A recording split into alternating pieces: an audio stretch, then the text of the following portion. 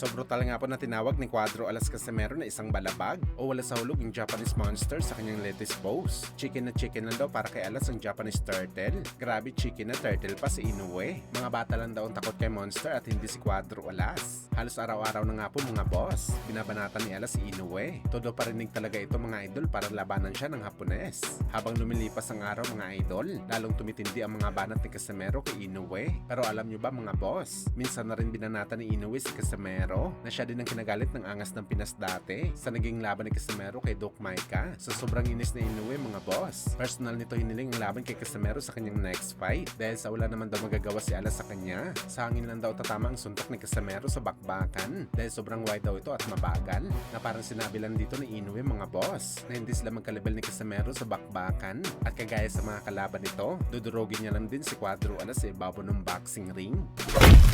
Samantala Marco Antonio Barrera, para sa kanya mga boss, unfair daw para sa ating pambansang kamao Manny Pacquiao. Ang mga tanong ng mga boxing fans, kung sino ba daw ang pinaka-the best sa kanilang generation?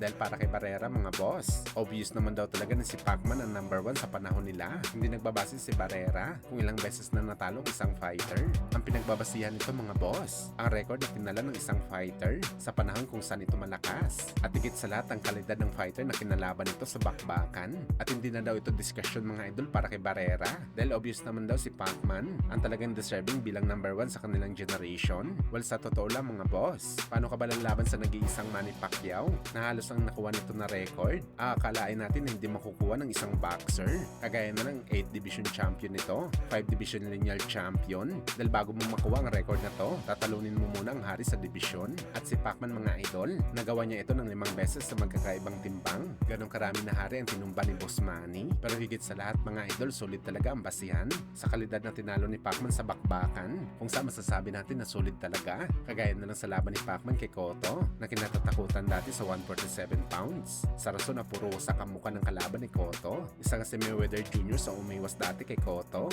Umamin si Floyd na hindi pa daw siya ready na labanan si Cotto dahil isa ito malaking tao. Kaya pinalagay niya ito mga idol sa 154 pounds. Ilang taon bago mag-retire si Cotto. Itagdag pa natin dito mga idol si Margarito. Isang kilabot din ng 154 pounds. At isa din si Margarito si inayawan ni Floyd. Ginawang alibay lang talaga ni Floyd na madaya sa bakbakan si Margarito dahil naglalagay daw ito ng matigas na bagay sa kanyang kamay para wasakin ang mukha ng kalaban. Pero lahat sila mga idol, kinasahan ni Pacman na walang question. Tinalo sila ni Boss Manny sa isang dominated na bakbakan. Kaya marami man ang ayaw sumang-ayon sa atin mga boss. Pero pabor talaga tayo sa mga sinabi ni Marco Antonio Barrera na number 1 talaga si Boss Manny sa kanilang generation.